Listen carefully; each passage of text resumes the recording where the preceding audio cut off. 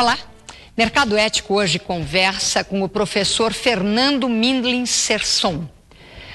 Para eu apresentar o professor Fernando, olha, vai ser a primeira vez que eu vou precisar ler alguns itens, porque eu conheço o trabalho do professor Fernando dentro da Fundação Getúlio Vargas, da qual eu tenho honra de ser conselheira, através de diferentes eixos, onde, se a gente quiser sintetizar, nós vamos dizer que é o eixo do atendimento, da excelência na área de serviços. Mas para vocês entenderem um pouquinho melhor sobre o que nós vamos conversar aqui, né, professor? O professor Fernando Serson, ele é sócio-diretor da QES, que é Qualidade e Excelência em Serviços, uma empresa de consultoria especializada nas áreas de marketing, qualidade, atendimento e implementação de estratégias de CRM. Dentro do universo da FGV, da Fundação Getúlio Vargas, na EASP, que é a Escola de Administração de Empresas de São Paulo, da GV São Paulo, ele é coordenador do selo de qualidade em atendimento junto ao Centro de Estudos de Negócios da Propaganda da FGV. E é também o coordenador da área de estudos de CRM, junto também ao chamado FGV-GV Sempro, que é o Centro de Estudo de Negócios da Propaganda. Na nossa conversa, inclusive, antes de iniciar o programa, o professor Fernando, que eu vou chamar carinhosamente de Fernando, me comentava que esse nome, inclusive, ele considera restrito para vamos dizer, a amplitude do trabalho que é feito nesse centro de estudos. Ele não só tem mestrado em administração de empresas, como também doutorado pela FGV. Bom, aqui encerra-se essa parte e o principal vem agora. Professor Fernando, eu queria que você contasse um pouquinho para nós o que é excelência em atendimento. O que é isso? De que tanto se fala, tanto se busca e pouco se conhece? Bem, boa tarde, agradecendo o convite, desejando boa tarde a todos. Excelência em atendimento, por um lado, não é fazer nada mais do que aquilo que o seu cliente, do que o seu consumidor espera de você. Tanto se fala, e é verdade. Agora, ao tanto se falar, será que as empresas, as organizações também praticam essa excelência? Ou é mais um chavão da gestão que se aproveitam as empresas para parecer bem? Uma coisa análoga que nós podemos fazer é falar em relação à responsabilidade social, à preocupação ambiental. Muitas empresas divulgam e advogam que praticam a responsabilidade social, a preocupação ambiental, a questão da sustentabilidade. De forma análoga e similar, isso ocorre com a questão do atendimento ou a excelência no atendimento. E aí a gente... Ou seja, existe muito discurso para pouca prática. Para pouca prática e pouca decisão e implementação de estratégia. Mas, professor Fernando, a gente não precisa ter um doutorado para entender pelo menos uma coisa, que é o seguinte: eu tenho uma empresa. Eu quero que ela tenha chance de viver hoje e sobreviver amanhã. Eu quero que ela seja bem-sucedida. Se isto é verdade, o mínimo que eu preciso pensar de maneira clara é na excelência do atendimento que eu ofereço, tá certo? Ao meu cliente, ao meu consumidor final, ao público interno, ao cliente interno, ao cliente externo, ao cliente intermediário. Porque não é só uma questão de que se eu acho bonitinho ou não acho. Isso é uma questão básica da perpetuação ou, no mínimo, da sobrevivência no curto prazo.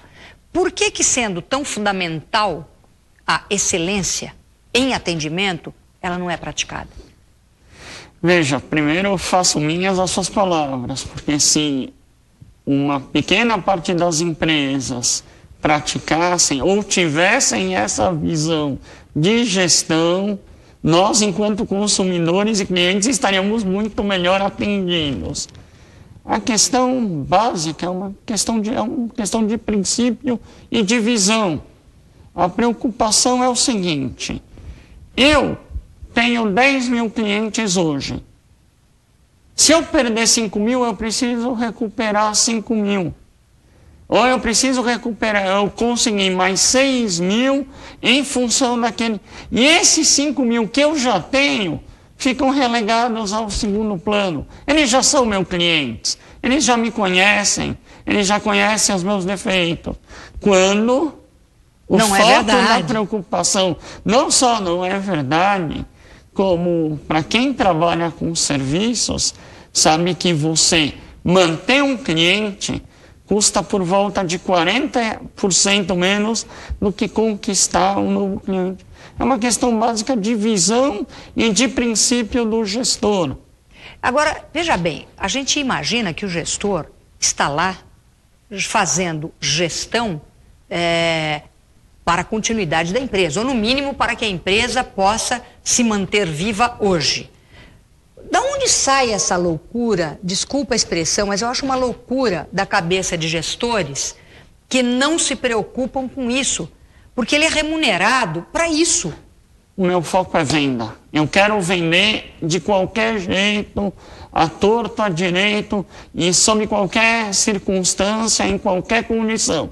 Então eu vou te dar um brinde, fazer promoção, levar você até minha loja, fazer com que você se torne assinante consumidora do meu produto ou serviço. E você aí, fez isso. E aí, não, aí você já é cliente, vai reclamar com o saque, vai reclamar nos... Se bem que hoje, uma inovação em termos de legislação, a legislação brasileira, em termos de defesa do consumidor, é uma das mais avançadas do mundo. A justiça ainda tem, mas em termos de legislação, direitos do consumidor e de um fornecedor, prestador de serviço ou empresa fornecedor de produto, a legislação protege o consumidor. Agora, o problema é que a justiça é lenta. O que acontece, professor, é o seguinte: Mercado Ético é uma plataforma que está em diferentes mídias. Uma das mídias é rádio. Então nós temos toda segunda-feira, às 10h05 da noite, dentro da CBN, da programação da CBN, o momento Mercado Ético. E é um momento muito interativo. As pessoas escrevem para nós. E é uma barbaridade, porque eu não dou conta de encaminhar para os serviços especializados, seja a própria empresa, seja o próprio PROCON, né, de proteção ao consumidor, etc. Eu não dou conta de encaminhar. Alguns dos nossos ouvintes chegam a confundir, achando que a gente é a salvação dos horrores que eles vêm passando. Porque a última alternativa é a tentativa desesperada de arrumar um interlocutor.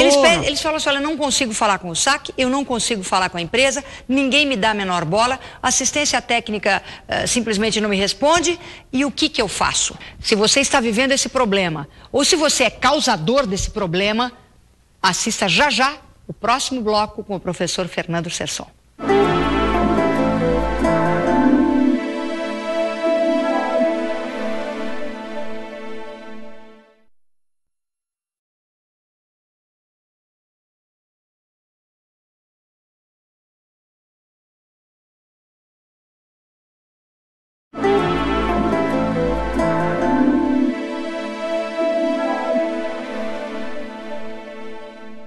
Professor Fernando, eu perguntei por que as pessoas não encontram interlocutor a ponto de escrever para um programa de rádio pedindo socorro.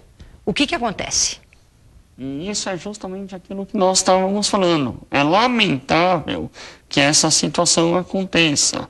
Eu, enquanto gestor, me organizo, invisto recursos, invisto dinheiro, invisto pessoas para trazer o cliente para dentro da minha loja, para se tornar meu cliente. Uma vez que ele é meu cliente, eu relego ele a um segundo plano. E nesse contexto, nesse sentido, o foco do gestor é a venda. Eu quero vender a qualquer custo, eu quero que você pague para mim.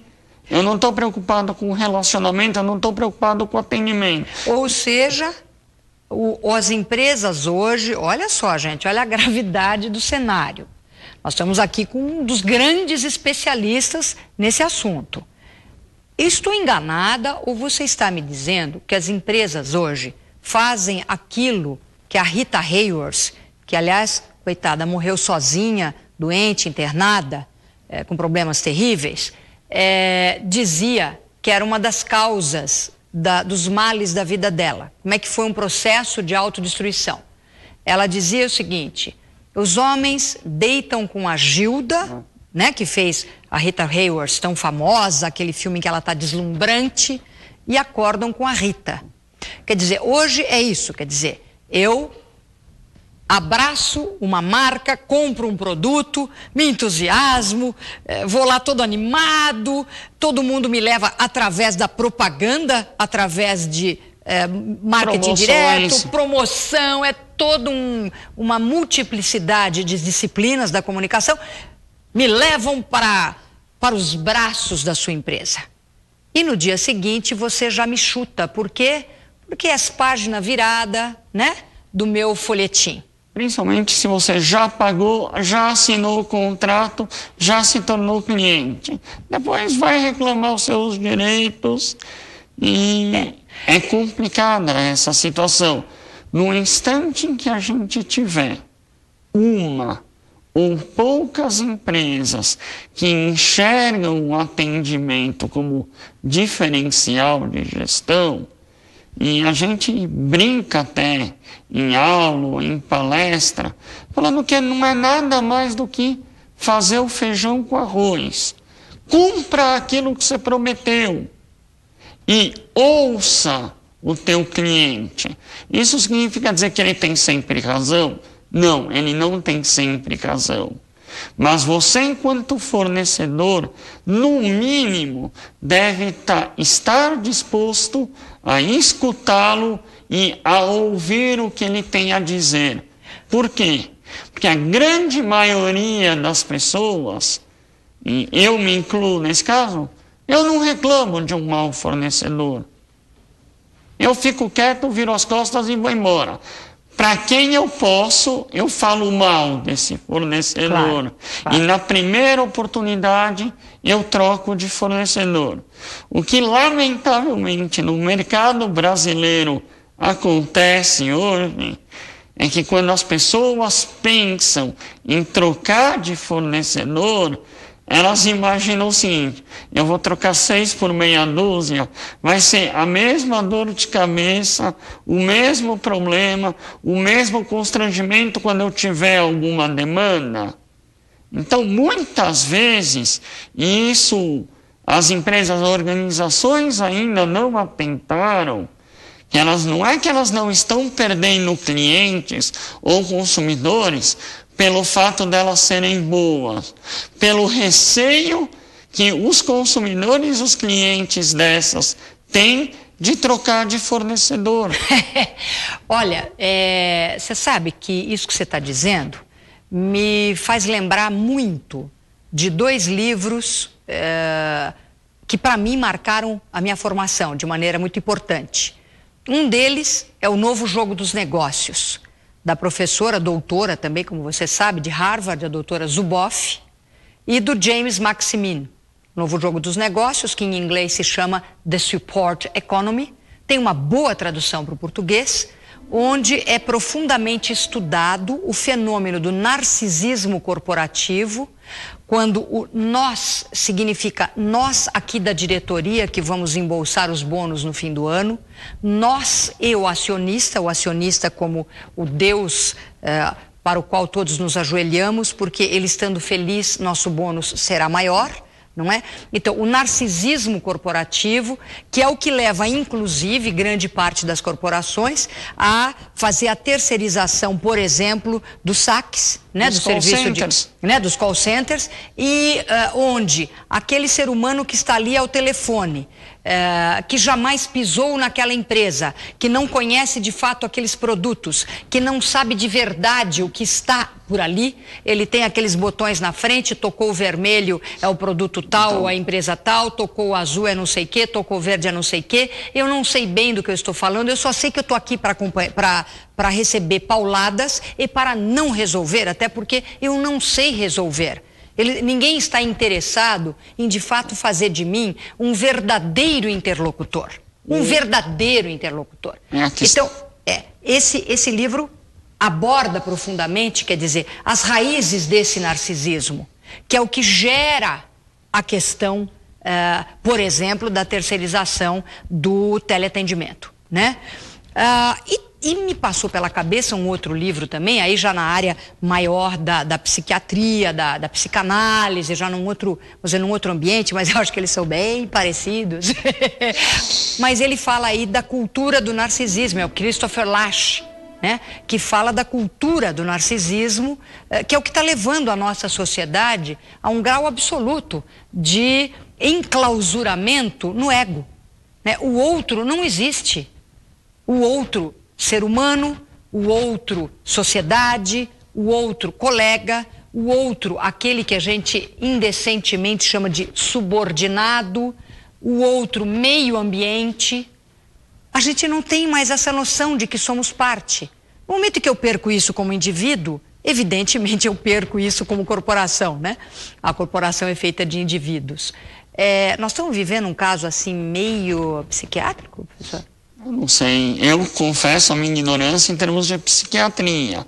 Agora, aquilo que a gente conhece um pouquinho a mais, que é a história dos call centers ou contact center, a questão de operações. Se eu não valorizo o colaborador que está lá, se ele é colocado na ponta, num ponto de atendimento, depois de meia hora ou 45 minutos de treinamento, onde ele vai ter roteiros pré-estabelecidos e básicos. E se eu, às vezes, também não sou muito santo, e quando a gente tem um pouquinho de tempo, que não é muito comum, e fala com essas centrais de atendimento, você faz uma pergunta que foge do roteiro, foge do script, o atendente se perde. Aí cai a linha, né? Aí ou cai a linha, ou só um minuto, senhor, estamos transferindo a sua ligação. A sua ligação é muito importante para nós. Não desligue. Em instantes estaremos lhe atendendo. E fica a música de Purelise lá no... Em instantes, de volta, Mercado Ético com o professor Fernando Serson.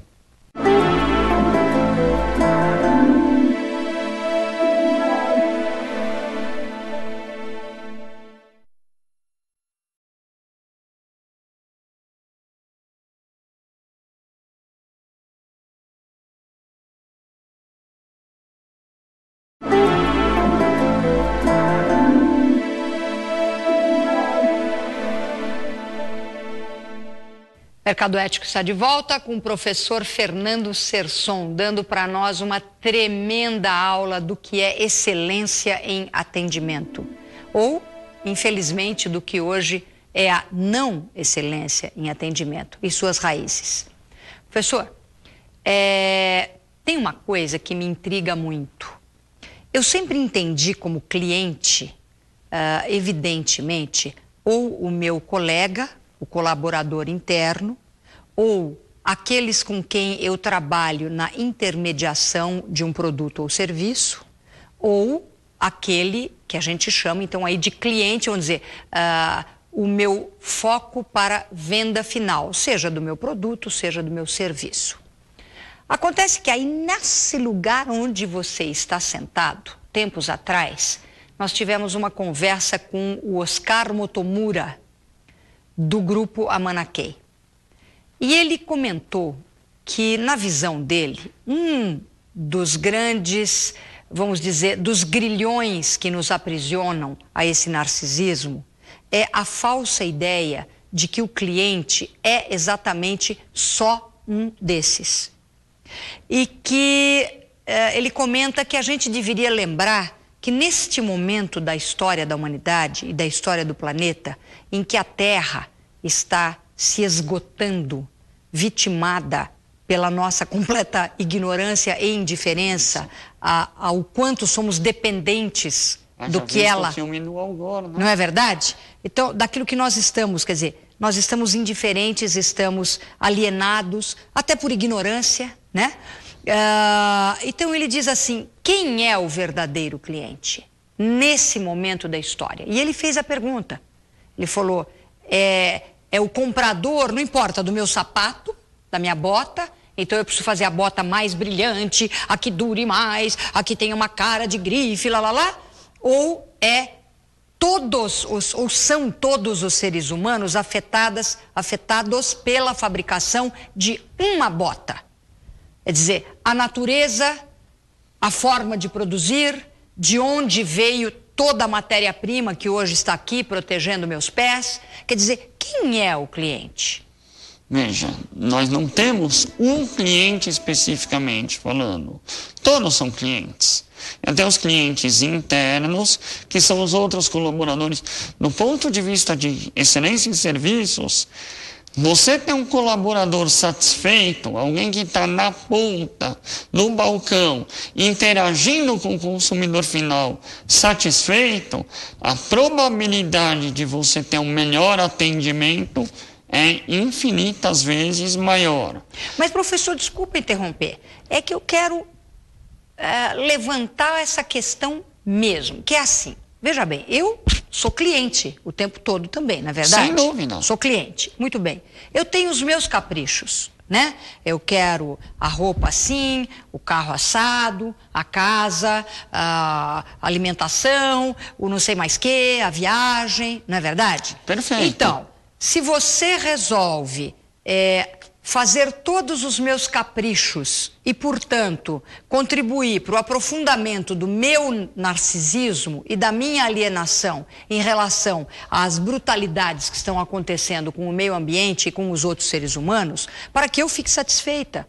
Então não importa, quer dizer, eu quero fazer uma viagem assim, assim, assim. Não importa se o jeito que eu estou escolhendo vai causar uma emissão triplicada de carbono, ou se a malinha que eu estou levando é um exagero para simplesmente passar uns dias fora. Eu não precisaria comprar tudo isso de roupa, não preciso disso.